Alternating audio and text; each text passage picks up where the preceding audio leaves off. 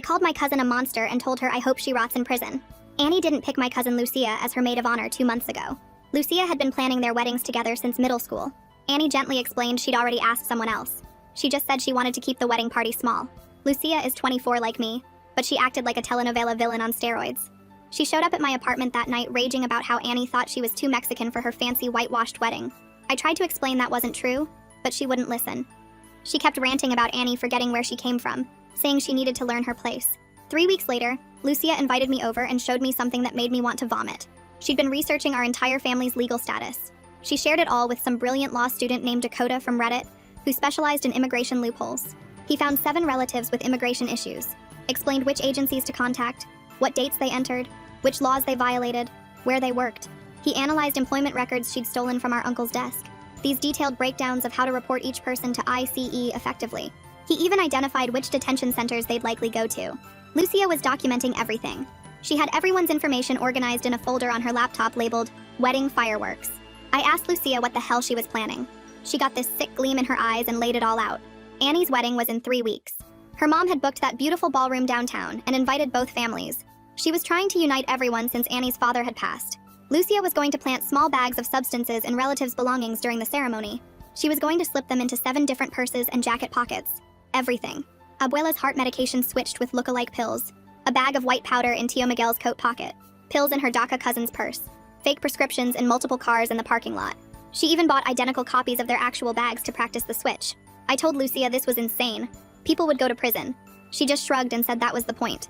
She said maybe next time Annie wouldn't act like she was better than her own blood. Then she said something that made me physically shake. She said after everyone got arrested and deported, maybe Annie would finally understand what it felt like to lose everyone. And if she was lucky, the trauma might make her miscarry the baby she just announced.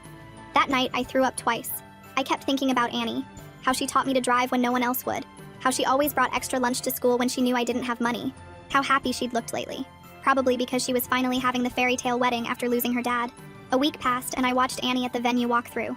She was glowing, more excited than I'd ever seen her. She actually asked about Lucia to the wedding planner. She made sure to accommodate everyone's dietary restrictions, including Lucia's. This whole production was the only joy she'd had since her father's death, and Lucia was going to turn it into an ICE raid. I couldn't stand by and watch. 5 days before the wedding, I did something that would definitely ruin my relationship with Lucia. I created a fake email account.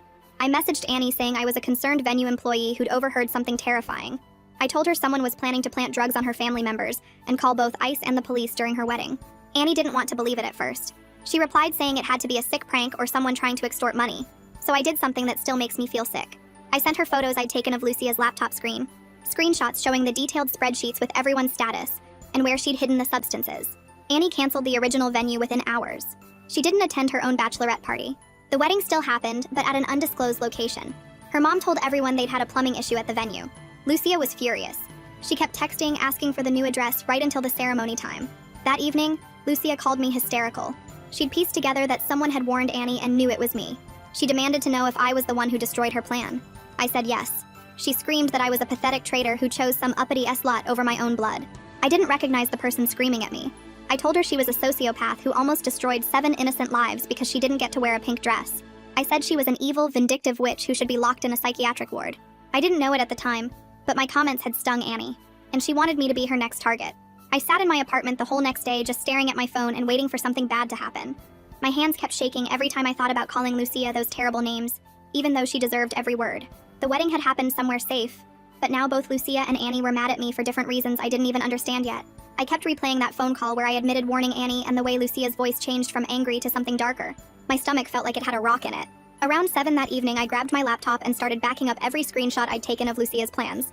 I uploaded them to 3 different cloud accounts and copied everything to a flash drive I hid in my kitchen drawer behind the silverware. Annie's close call taught me that evidence matters when family goes crazy on you. I made folders with dates and times for everything, including the photos of her laptop screen showing the immigration research. My fingers moved fast across the keyboard, saving multiple copies of the spreadsheets with our relatives' information. I even saved the screenshots showing Dakota's Reddit posts about how to report people to ICE. The next morning, my phone buzzed with a text from Annie that just said, "Thanks for being there," with no emoji or anything else. The message felt cold and weird compared to how grateful someone should be when you saved their whole wedding from turning into an ICE raid. Something about it made my skin crawl, and I wondered what she thought I did or didn't do. I typed back asking if she was okay, but she didn't respond for hours. That afternoon, I was eating leftover rice when my phone started blowing up with messages from different relatives. Lucia had posted in our family WhatsApp group saying, Blood traitors show their true colors with a snake emoji. Within minutes, 5 different aunts and uncles were forwarding me the message asking what happened between us. My cousin Maria asked if this was about the wedding, and 2 other relatives started arguing in the chat about family loyalty. I turned off my phone notifications, but the damage was already spreading through our whole family network. That night around 10, I heard footsteps in my apartment hallway, which wasn't unusual, but they stopped right outside my door. A few seconds later, I heard paper sliding under the door, and more footsteps walking away fast. The folded piece of notebook paper just had 5 words written in black marker that said, "You don't deserve family," with nothing else. My stomach dropped because only family members knew exactly which apartment was mine since the numbers outside were faded. I picked up the note with shaking hands and took a photo of it before putting it in a plastic bag. The next morning, I was checking work emails when an anonymous complaint popped up claiming I was drunk and disruptive at a recent family wedding. The email went to my boss and the whole HR department saying I'd been stumbling around bothering guests and making a scene. My boss called me into his office within an hour wanting to discuss the complaint immediately. I explained there was family drama happening and someone was trying to mess with my job, but he still had to document everything officially. The meeting took 40 minutes, and I felt my professional life getting dragged into Lucia's revenge plan. During my lunch break, I sat in the break room making a detailed list of everything that happened with timestamps. The note under my door at 10:17 p.m. and the work complaint at 8:23 a.m. and screenshots of Lucia's WhatsApp post at 2:45 p.m. My coworker Parker Platt saw me stressed and typing frantically on my phone and asked if everything was okay. When I explained someone was harassing me, he immediately offered to help me save everything properly with special software. Parker spent 20 minutes showing me how to preserve metadata and create backups that would hold up as evidence if needed. He even helped me organize everything in a secure folder with proper documentation. That afternoon, I walked to the police station with all my printed evidence in a manila folder. My hands were shaking as I pushed open the heavy glass doors, because filing a report meant escalating this beyond just family fighting. The officer at the front desk directed me to a small room where I waited for someone to take my statement. Officer Malik Booth came in after 15 minutes and listened to my whole story without interrupting once. He took notes about the harassment and looked through my evidence folder, nodding at the documentation. Malik suggested I keep documenting any contact, but avoid Lucia completely for my own safety. He seemed to really understand family harassment cases and explained how these situations usually escalate before getting better. Before I left, he wrote his direct number on his business card and told me to call if anything else happened. That night around 9, my phone rang with Abuela's number and I knew this call was coming. She was crying and asking why I was being so mean to Lucia and breaking up the family like this. Her voice shook as she begged me to make peace with my cousin for everyone's sake. The guilt hit me hard hearing my grandmother cry, but I kept reminding myself what Lucia had planned to do. She was going to destroy 7 innocent relatives' lives, including Abuela's own children, just for revenge. I tried explaining, but Abuela just kept saying, "Family doesn't do this to each other, and we need to fix it." The call lasted 20 minutes and left me feeling completely alone, even though I'd done the right thing. The next morning, I woke up with this heavy feeling that Annie deserved to know I was the one who warned her about the wedding sabotage. My fingers shook as I typed out a text, asking if we could meet somewhere to talk. She replied within minutes, suggesting this small cafe downtown that was far from our neighborhood where no family would spot us. I drove there with my stomach in knots and found her already sitting in a corner booth away from the windows. I slid into the seat across from her and pulled out my phone to show her the screenshots I'd saved with the sensitive parts blacked out using Parker's editing app. Annie stared at the images of Lucia's spreadsheets for what felt like forever before, finally looking up at me. She thanked me, but something about her tone felt weird and distant, like she was processing more than just gratitude. Then she told me her mom had actually suspected someone might try to ruin the wedding, which explained why they kept the new venue completely secret from everyone. They'd even hired 2 security guards to watch the entrances just in case someone showed up to cause problems. The whole conversation lasted maybe 20 minutes, but it left me feeling unsettled as I drove home. That night around 11, my phone buzzed with an anonymous text that made my blood run cold. Someone had sent an old photo of me and Lucia at our first communion when we were 7 years old, wearing matching white dresses. The message underneath just said, "Blood is forever," and I recognized Lucia's manipulation tactics immediately from years of dealing with her guilt trips. I screenshot the message and added it to my growing folder of evidence before trying to sleep. The next morning, I called 3 different locksmiths until I found one who could come that same day to change all my apartment locks. While waiting for him, I ordered a basic security camera online with overnight shipping that would cover my front door. Parker came over during his lunch break to help me set up the camera once it arrived, and made sure it was saving footage to the cloud automatically. He spent an hour showing me how to access the recordings from my phone and set up motion alerts that would notify me instantly. HR called me that afternoon to schedule a meeting about the anonymous complaint someone had filed against me. I sat in their office for 40 minutes explaining the whole family harassment situation while they took notes and asked questions. They seemed understanding about the circumstances but still had to document everything officially, which felt humiliating having my personal drama in my work file. As I was leaving work that day, my phone rang with a voicemail notification from Lucia's number. Her voice shook with rage as she called me a traitor who chose some whitewashed princess over real family and real culture. She said I'd regret turning my back on blood for someone who thought she was better than all of us. I saved the voicemail immediately and forwarded it to Officer Malik's email with a note about the escalation. That same night, Annie texted me a long message about how the wedding drama had brought up all this grief about her dad's death. She mentioned feeling betrayed by multiple people, but didn't give any details about who or why, which made me nervous. Something about her tone reminded me of how Lucia sounded before she revealed her revenge plan. 2 days later, I had my first appointment with a therapist named Candace Ellis, who specialized in family trauma and harassment cases. She spent the full hour helping me map out my triggers and create a detailed safety plan for different scenarios. When I explained about protecting our relatives from deportation, she validated that I'd made the right choice even if it cost me family relationships. She gave me breathing exercises to practice and scheduled our next session for the following week. Officer Malik called me that afternoon to walk through exactly what I'd need for a restraining order against Lucia. He suggested starting with a formal no-contact notice sent by certified mail, which would create an official paper trail. He explained step by step how to fill out the forms at the post office and what language to use in the letter. I spent that evening writing and rewriting the no-contact letter, trying to keep it professional and clear without sounding emotional or angry. The whole process felt surreal, like I was divorcing my own cousin through legal paperwork instead of just having a family fight. My hands were still shaking the next morning when I went to the post office to send the certified letter. The clerk gave me a tracking number and explained Lucia would have to sign for it, which would prove she received my demand to stop contacting me. I kept checking the tracking all day, watching it move through the postal system toward her apartment. Part of me hoped this would be enough to make her stop, but the rational part knew Lucia never backed down from anything. The security camera caught the mailman leaving that day, and I practiced checking the footage on my phone, making sure I understood all the settings. Parker had been right about getting one because just having it made me feel less vulnerable, even if Lucia hadn't shown up yet. 3 days later, I called around until I found an immigration lawyer named Reagan Mercado, who took walk-ins. I sat in her small office downtown, explaining how Lucia might try to report our relatives out of revenge. Reagan took notes on a yellow pad while I talked about the wedding plan, and showed her copies of the spreadsheets with everyone's information. She said she'd start preparing defensive documentation for the vulnerable family members right away. She made me list every relative who might be at risk, and asked specific questions about their work situations and entry dates. I paid her retainer with most of my savings, but knew it was worth it to protect them. On my way home, my phone buzzed with another voicemail from Abuela. Her voice cracked as she said we don't call La Migra on our own blood no matter what happens between us. She begged me to fix this mess with Lucia before the whole family fell apart. The guilt hit me hard, but I saved the voicemail anyway since it showed the family pressure I was under.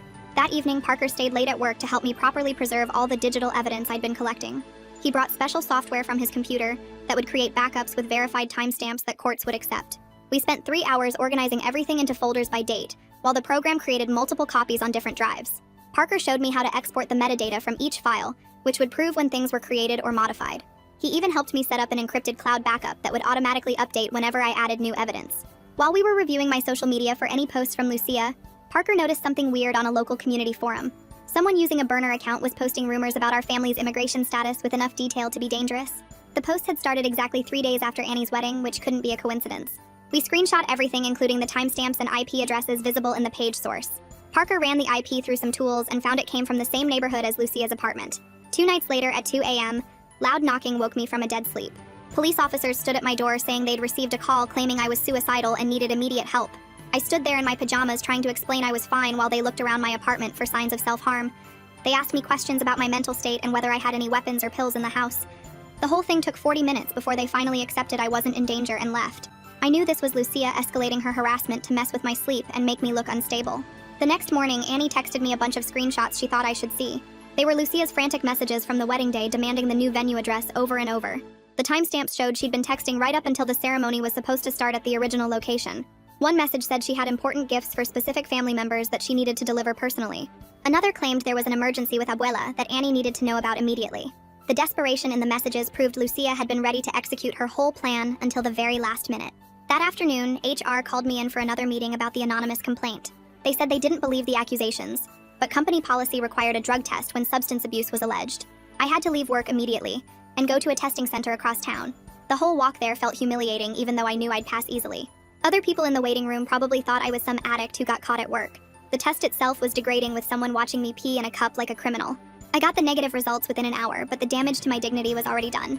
That evening, I sat down with Officer Malik's instructions to write a formal no-contact letter to Lucia. He'd given me specific language to use that would hold up legally if she violated it. I kept it short and direct, demanding she stop all contact, including through third parties or anonymous accounts. The post office clerk explained the certified mail process and gave me a tracking number. She said Lucia would have to sign for it, which would prove she received my formal demand. I watched the tracking obsessively as the letter moved through the postal system toward her apartment. 2 days later, the tracking showed delivered with her signature required. Within hours of delivery, Lucia posted on Instagram about snitches who forgot their culture and chose outsiders over blood. She didn't use my name, but everyone knew who she meant from the context. My phone started buzzing with messages from relatives, some defending her while others privately told me to stay strong. The family was splitting into camps over this mess, which made everything worse. Reagan spent the next week filing protective notes with immigration agencies warning that malicious tips might come in about our family. She met with our vulnerable relatives one by one to coach them on their rights if anyone questioned them. She helped them gather employment records and other documents that would defend against false reports. Each person got a folder with her business card and instructions on what to say if ICE showed up. She even gave them a script for demanding a lawyer before answering any questions about their status. 3 days later, I went to check my mail and reached for the spare key I keep hidden behind the loose brick near the mailboxes. My fingers found nothing but dust and old spider webs where the key should have been. I searched the ground thinking maybe it fell, but there was nothing there. The building manager checked his records and confirmed no maintenance had been scheduled for our mailbox area in months. Someone had taken my key and now had access to my mail. My skin started crawling thinking about Lucia going through my letters and bills whenever she wanted. Parker came over that night with his laptop and started going through all the anonymous messages I'd been getting. He showed me how to look at the full headers and metadata that most people never see. After 2 hours of checking IP addresses and cross-referencing locations, he found something interesting. Several of the messages came from the same IP address that belonged to a coffee shop 3 blocks from where Lucia worked. He pulled up the shop's website and showed me their Wi-Fi login page that tracked usage times. The anonymous messages matched up perfectly with Lucia's lunch breaks and the times she'd leave work early. We were building a digital map of her harassment that would be hard for her to deny. Annie texted me the next morning asking if we could meet for coffee again to talk about family stuff. We met at the same place as before, but this time she looked tired and stressed. She told me her mom was getting calls from relatives asking what really happened at the wedding. We both agreed we needed to set clear rules about what information we'd share with extended family. Neither of us trusted our relatives the same way anymore after seeing how quickly they took sides. Annie said she was only telling her mom and husband about the baby for now. She didn't want Lucia using the pregnancy as another weapon. We made a pact to check in with each other before any family events to coordinate our stories. That night, I came home from work and found a gift bag sitting right in front of my apartment door. It was one of those fancy bags from the party store filled with pink and blue confetti. The note attached just said, "Congratulations" to her, in block letters that looked like someone trying to disguise their handwriting. My hands started shaking because Annie had just told me that morning about keeping the pregnancy secret. This meant Lucia was either following us or had someone else watching. The bag felt like a threat wrapped in baby shower decorations. I didn't even go inside my apartment. I turned around and drove straight to the police station with the bag. Officer Malik was on duty and took it as evidence, putting on gloves before handling anything. He took photos of how the confetti was arranged and bagged the note separately for fingerprints. He looked at all the evidence we'd collected so far and said we probably had enough for a restraining order now. The pattern was clear with the missing key, the anonymous messages, and now this creepy gift. He helped me fill out the paperwork right there at the station. 2 nights later was my cousin Maria's birthday dinner at my aunt's house. I didn't want to go, but knew skipping would cause more drama. The moment I walked in, I could feel the tension in the room. Half the family was giving me cold looks, while others wouldn't make eye contact at all. During dinner, my uncle started talking about how family should stick together no matter what. My aunt jumped in saying some people forgot where they came from. Then my other cousins started defending me, saying Lucia had crossed lines that shouldn't be crossed. Within minutes, everyone was yelling over each other. Some relatives said I was a snitch who chose outsiders over blood. Others said Lucia was acting crazy and needed help. Plates were getting slammed on the table and fingers were pointing everywhere. I grabbed my purse and left before dessert, feeling completely alone even though I'd been surrounded by family. Nobody tried to stop me from leaving. My therapy appointment with Candace couldn't come fast enough that week. She had me write out every single incident in order with dates and times. We spent the whole session creating a timeline on her big whiteboard, connecting events with arrows and highlighting patterns. She taught me breathing exercises to do when I felt my chest getting tight with anxiety. We practiced counting breaths and grounding techniques using the 5 senses. She said the insomnia was my body's way of staying alert to danger, and we needed to retrain my nervous system. She gave me worksheets to fill out before bed to help quiet my racing thoughts. The next day, I got a call from Officer Malik saying Lucia had filed her own complaint at the station. She was claiming I was harassing her by spreading lies about the wedding situation. She told them I was trying to turn the family against her and ruining her reputation. She even used my own words against me, telling them I'd admitted to warning Annie about the wedding. Malik said not to worry because her complaint didn't have any evidence, but it showed she was trying to flip the story. That night, I couldn't sleep at all, so I decided to get organized. I spread everything across my dining room table and started sorting chronologically. Screenshots went in one pile, recordings in another, official documents in a third. I made copies of everything on my computer and backed it up to 3 different cloud services. The certified mail receipt got its own folder along with the delivery confirmation. I printed out Parker's IP address research and highlighted the matching timestamps. My dining table looked like a detective's case board by morning, with everything labeled and cross-referenced. The next afternoon, the court clerk called to schedule the temporary restraining order hearing. She explained that Lucia would need to be officially served with the papers and told when to appear. The hearing was set for the following week, and I'd need to present my evidence to the judge. She said to bring originals and copies of everything plus any witnesses who could support my case. The legal system was finally taking this seriously, but it also meant I'd have to be in the same room as Lucia soon. 3 days before the hearing, I opened my laptop to check emails and found a new message from another burner account with the subject line, "Your secret's out." The email said they had proof of my affair with Annie based on our coffee shop meetings and would send everything to her husband unless I dropped the restraining order. My hands shook as I read the lies about how we'd been meeting secretly and how I was trying to break up her marriage. The sender claimed to have photos of us together at the cafe looking too close, and said Annie's husband deserved to know what kind of person she really was.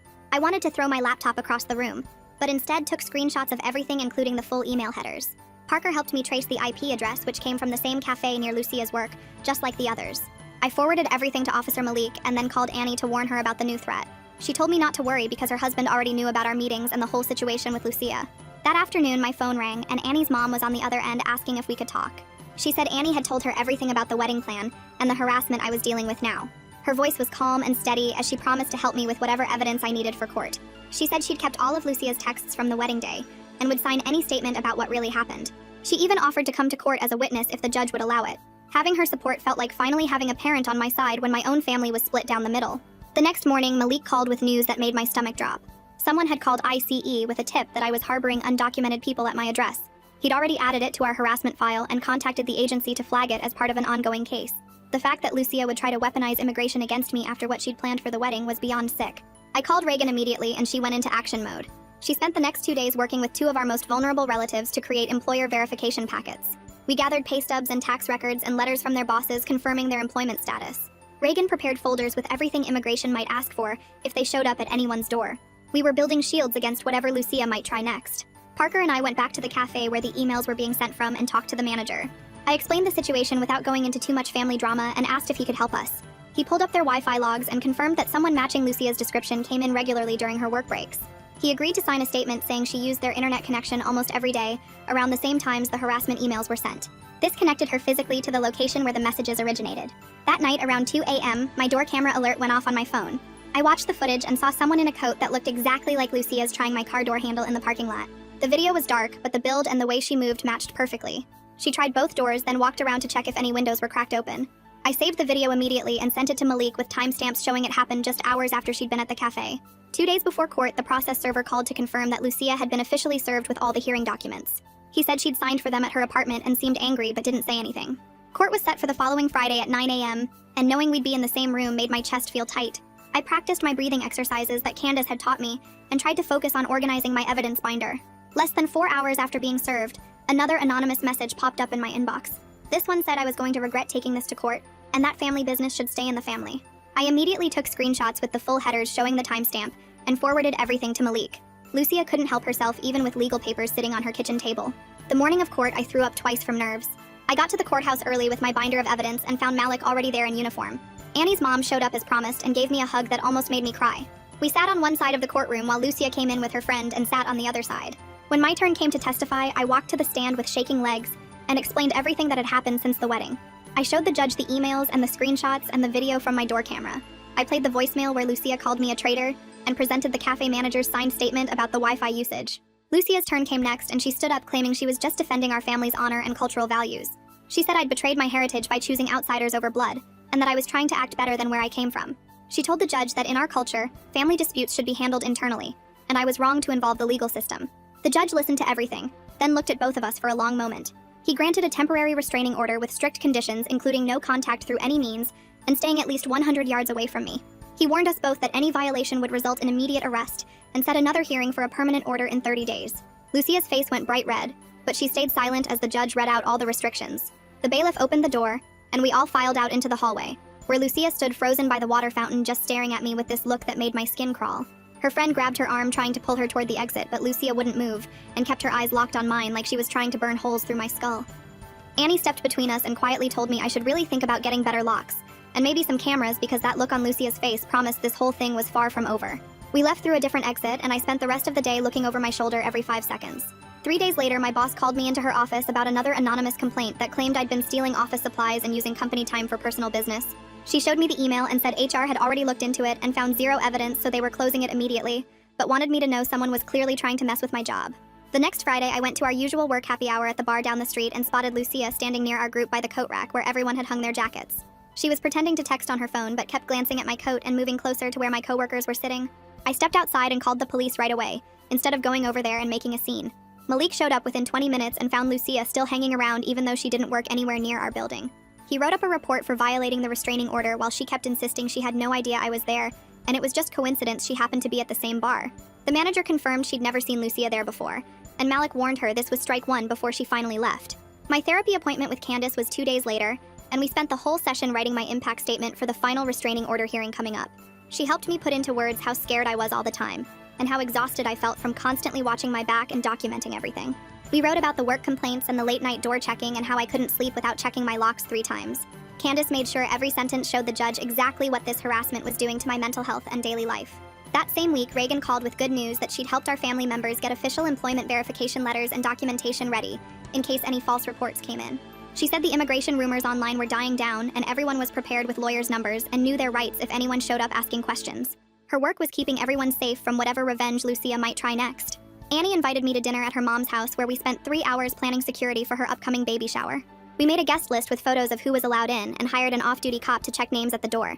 Annie's mom bought those little GPS trackers to hide in the gift bags in case anyone tried to follow us home afterward.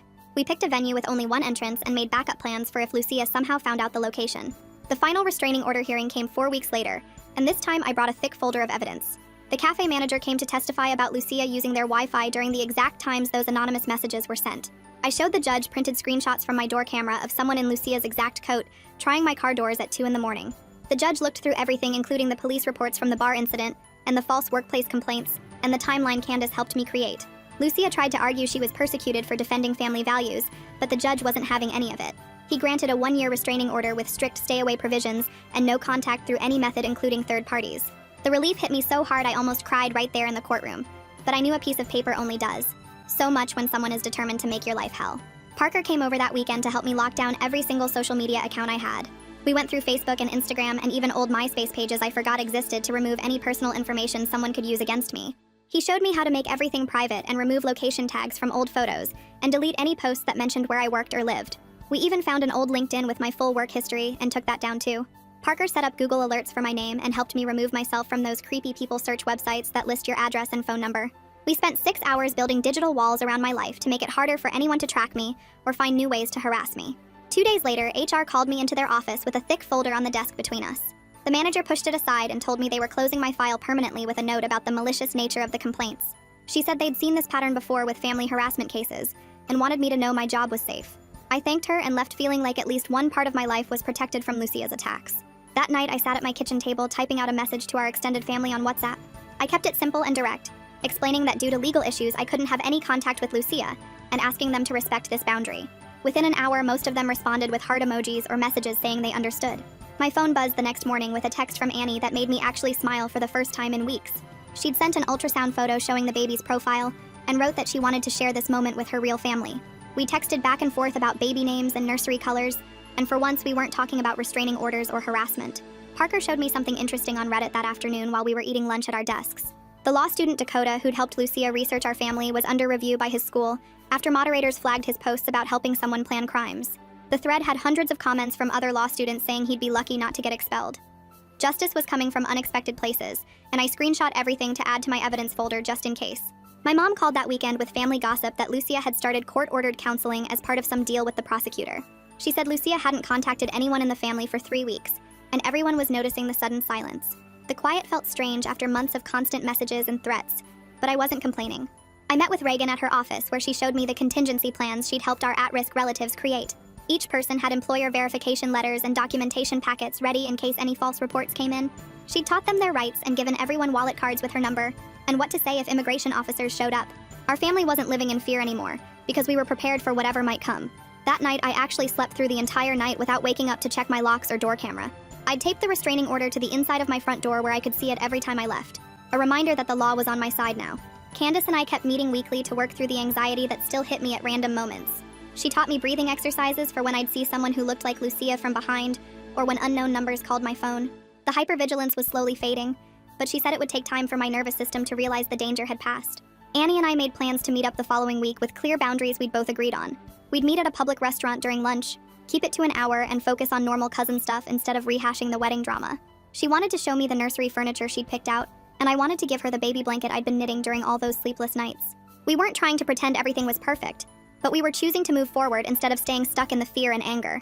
Our family would never be the same after everything that happened, but at least we were safer now. The vulnerable relatives had protection plans. I had legal documentation keeping Lucia away, and Annie and I were slowly rebuilding trust. Sometimes that's all you can hope for after your own blood tries to destroy everything you care about. All right, that's gonna wrap it up for today. Really appreciate you hanging out and going through all those questions with me. It's always a good time just wondering about this stuff together. I'll catch you in the next one. Subscribe for more content like this.